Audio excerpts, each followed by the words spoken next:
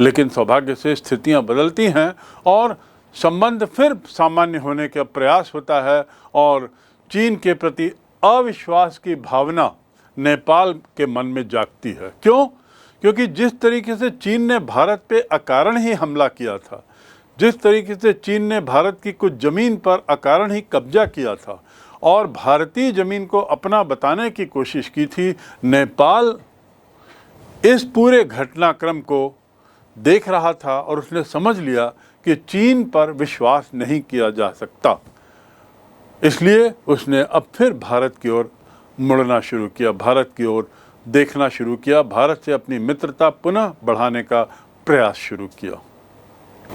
इसी प्रयासों के फलस्वरूप 1962-63 में ही देखिए, नेपाल नरेश जो हैं, जिन्होंने 1960 में बयान दिया था कि भारत हस्तक्षेप कर रहा है उनके आंतरिक मामलों में, अब वो चीन की वास्तविकता को जानने के बाद भारत की ओर झुकते हैं और भारत के 13 दिन की यात्रा में आते हैं। 13-day long day visit to India by the Nepal नरेश ऑफ नेपाल। और इसमें क्या होता है कि चीन नेपाल मार्ग का जो प्रयास चल रहा था, काठमांडू जिसका मैंने जिक्र किया, वह काम बंद कर दिया जाता है। भारत के नेता भी चीन जाते हैं, नेपाल जाते हैं, यात्राएं होती हैं और नेपाल भारत संबंध 1966 आते आते प्रगाढ़ हो जाते हैं। यानी 1957 से 1962 के काल में जो संबंध खराब हो गए थे वे वापस पुनर्स्थापित होते हैं और 1962-63 से 1966 आते आते वापस अच्छे संबंध हो जाते हैं। 1971 में दोनों देशों के मध्य कोसी और गंडक नदी को लेकर समझौता होता है, जो नेपाल की एक बहुत अहम योजना थी। कोसी नदी पर बांध बनाना, गंडक नदी पे बांध बनाना, ये एक बहुत खर्चीली और बहुत अहम योजना थी। और इससे क्या होता है कि दोनों के बीच बहुत निकटता आती है, परंतु चीन इस सब को देखते हुए चुप नहीं था। वो सतत रूप से प्रयास कर रहा था कि नेपाल के मन में भारत के प्रति अविश्वास पैदा किया जाए। कुछ न कुछ वो हथकंडे अपनाते रहता था, छोटी छोटी बातों को बड़ा रूप देते हुए भारत नेपाल के संबंधों में कटुता लाने का प्रयास करता था।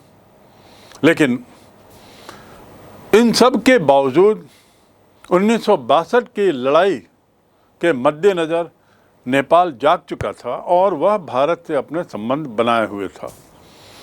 नेपाल इस बात पर विश्वास करने लगा था कि भारत कम से कम साम्राज्यवादी विचारधारा वाला देश नहीं है।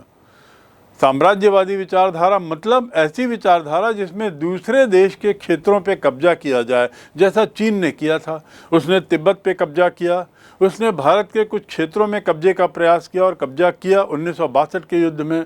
इस सब को देखते हुए नेपाल की आँख खुली और उसने भारत की ओर अपने को मोड़ा। 1974 आते आते नेपाल ने भारत की खुले दिल से प्रशंसा भी की, लेकिन 1974-75 में सिक्किम का जब भारत में विलय होता है, सिक्किम देखिए नक्शे में सिक्किम कहाँ है।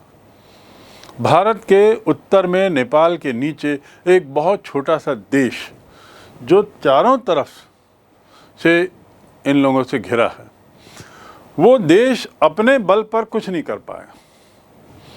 तो सिक्किम और भारत, इन दोनों के बीच में एक समझौता आता है जिसके तहत सिक्किम भारत में विलय के लिए अनुरोध करता है, स्वीकार हो जाता है और भारत में विलय हो जाता है। अब ये मामला भारत और सिक्किम के बीच का था, पर इस घटना को चीन और नेपाल थोड़े दूसरे नज़र से देखते हैं।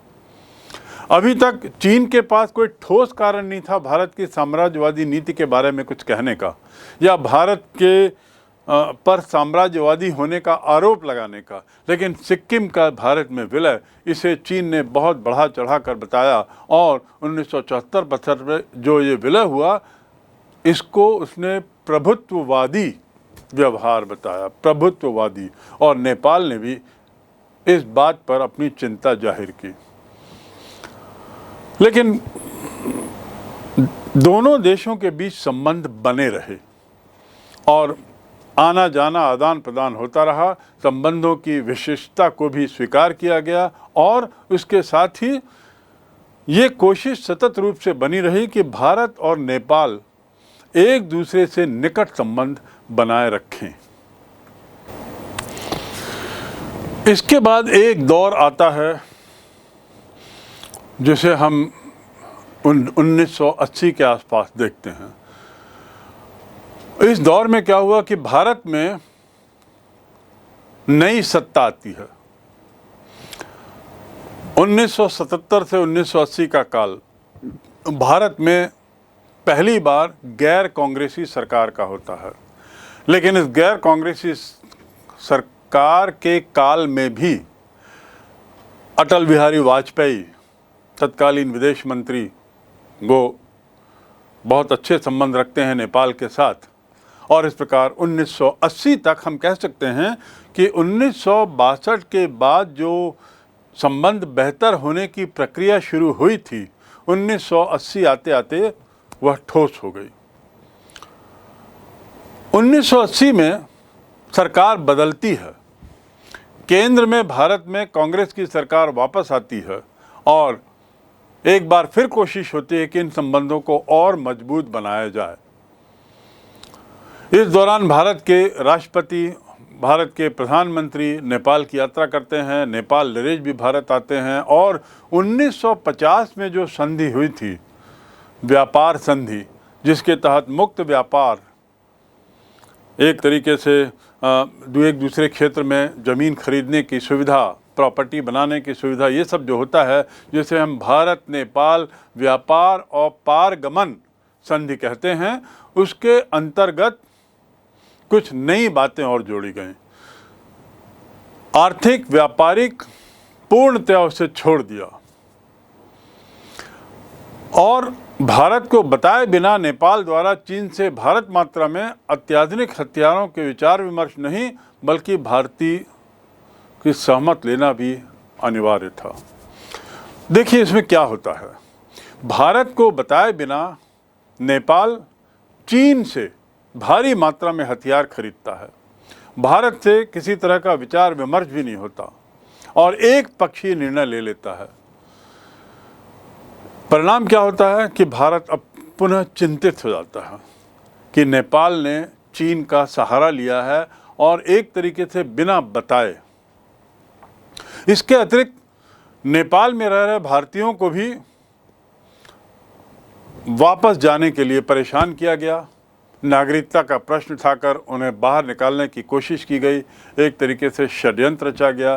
तो 80 में फिर रिश्तों में खटास आती है और खटास का कारण क्या है, चीन के द्वारा अचानक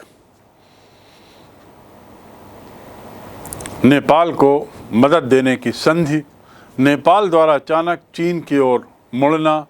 इस क्रम में जो 1950 में जो ये संधि हुई थी वो 1989 में समाप्त हो गई और नेपाल ने इस संधि को आगे बढ़ाने से इनकार कर दिया।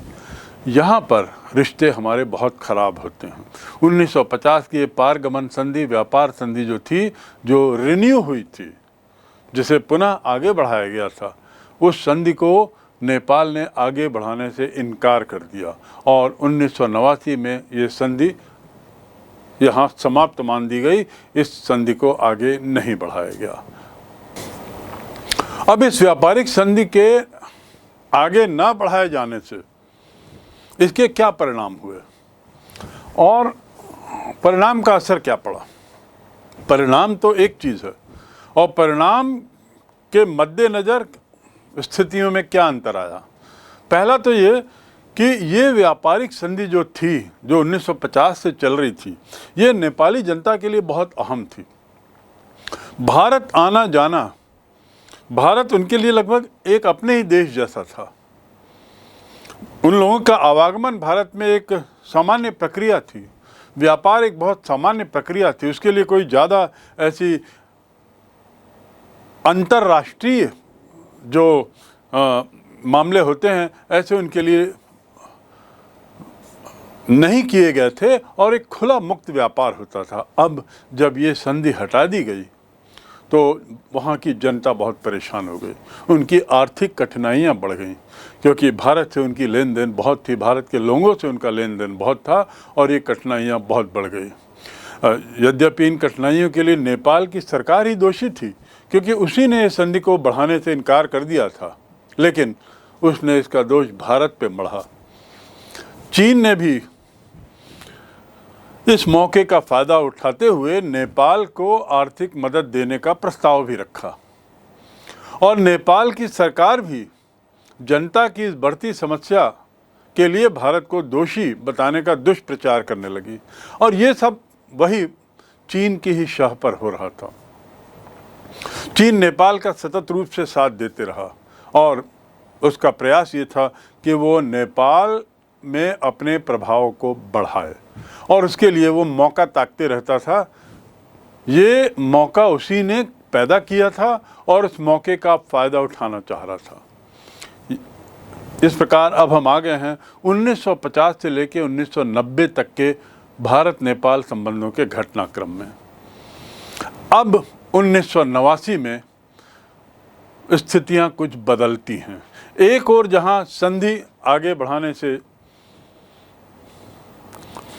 मना कर दिया जाता है नेपाल के द्वारा, तो दूसरी ओर नेपाल की जनता नाराज होती है और वहाँ के शासन भारत को उसके लिए दोष देता है, क्योंकि इनकी आर्थिक स्थिति बड़ी कमज़ोर होने लगी।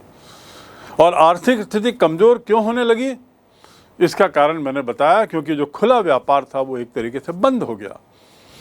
काफ़ी नेपाली लोग भारत में व्यापार करते थे और रोज़ का जाना आना होता था उनका, अब वो सब बंद हो गया। लेकिन 1989 में भारत में सरकार बदलती है और कांग्रेस के बाद अब राष्ट्रीय मोर्चे की सरकार आती है। राष्ट्रीय मोर्चे की सरकार जो आती है वो नेपाल के साथ संबंध सुधारने का प्रयास करती है और एक तरीके से भारत के इन प्रयासों का एक तरीके से पॉजिटिव रिस्पांस मिलना प्रारंभ होता है। फरवरी 90 से नेपाल भारत के द्वारा किए गए प्रयासों को एक तरीके से स्वीकार करता है।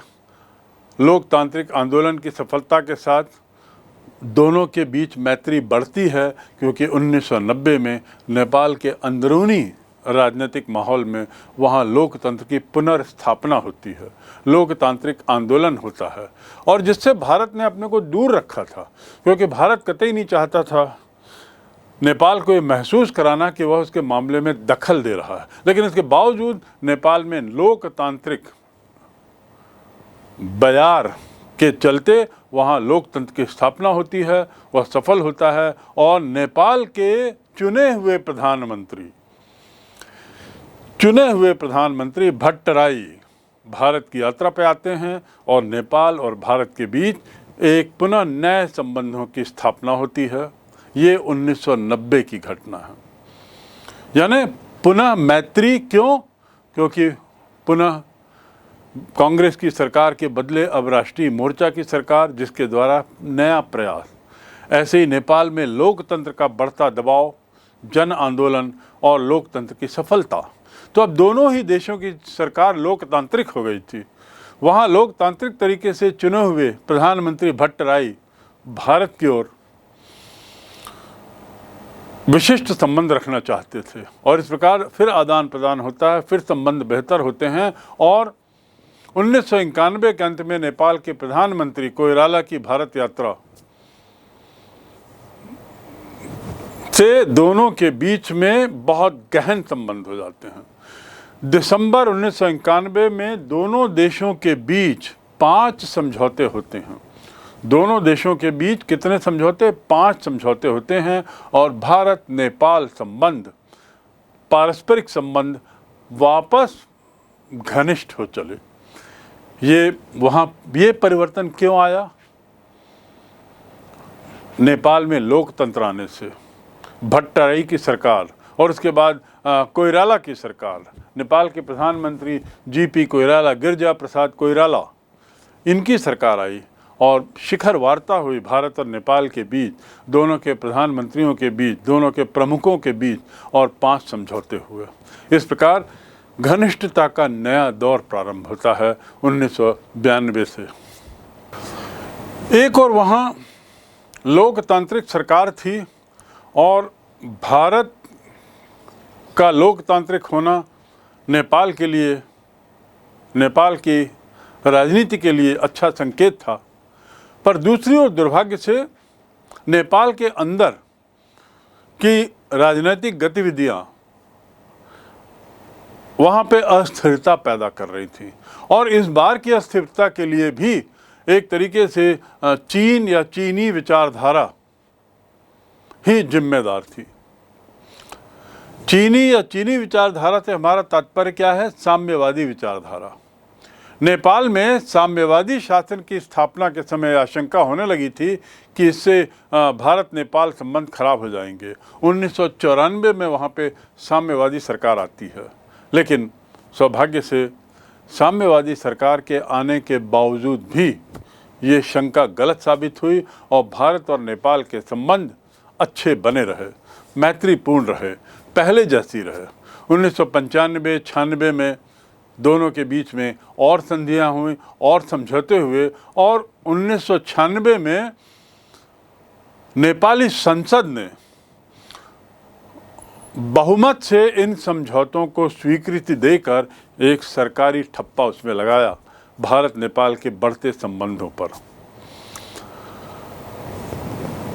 वहाँ पे साम्यवादी सरकार के आने से जो ये शंका थी कि शायद इस साम्यवादी विचारधारा का झुकाव चीन की ओर होगा, ये एक तरीके से निर्मूल साबित हुआ।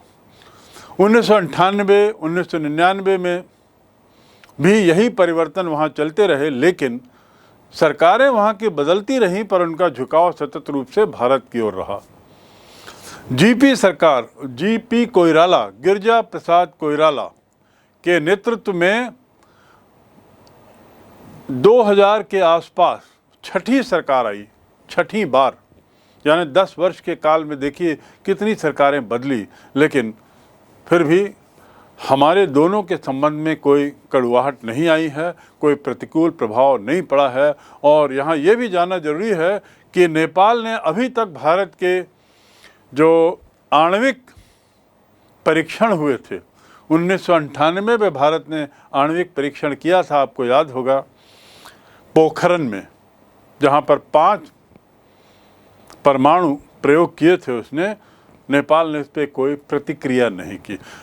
अर्थात नेपाल कम से कम भारत के इस आणविक प्रयोग के प्रति प्रतिकूल प्रतिक्रिया नहीं की, यही एक बहुत अच्छी बात है। अन्यथा चीन और पाकिस्तान और कुछ अन्य देशों ने तो भारत के इस परमाणु परीक्षण पर बड़ी कड़ी प्रतिक्रिया की थी।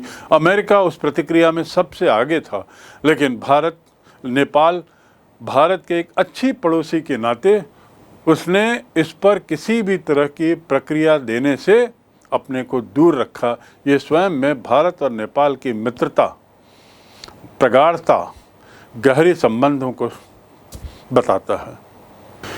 ये वो दौर भी था जब रिश्तों में किसी तरह के उतार होने की स्थिति में, रिश्तों में किसी तरह के खटास होने की स्थिति में नियमित रूप से भारत सरकार और नेपाल सरकार के बीच में संबंध बने रहे। विदेश सचिवों के माध्यम से, वित्त मंत्रालय के अन्य अधिकारियों के माध्यम से, और इस प्रकार जो संबंधों में कभी कभी गतिरोध होता था, उस गतिरोध को रोकने में सफलता मिली। अप्रैल 98 की अवधि में भारत ने तो नेपाल को काफ़ी आर्थिक सहायता देने का वादा किया और अपना व्यापार 346 करोड़ रुपए तक पहुंचाया। भारत और नेपाल के बीच का जो व्यापार है वह काफ़ी बढ़ गया 1998-99 या सन 2000 आते आते तक।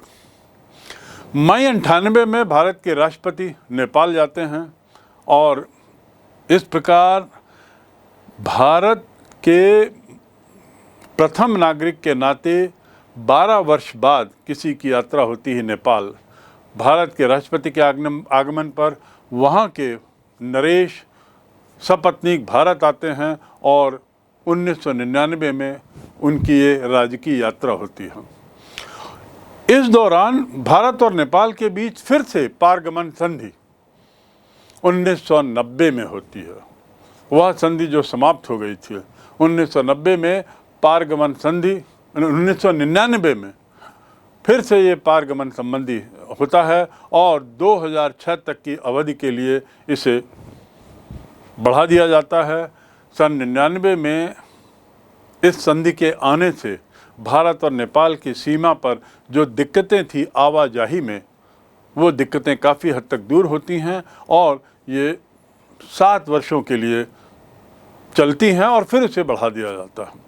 1999 में भारत के विदेश मंत्री भी यात्रा करते हैं और इस प्रकार दोनों के संबंध अच्छे बने रहने का सतत प्रयास रहता है। जनवरी 2002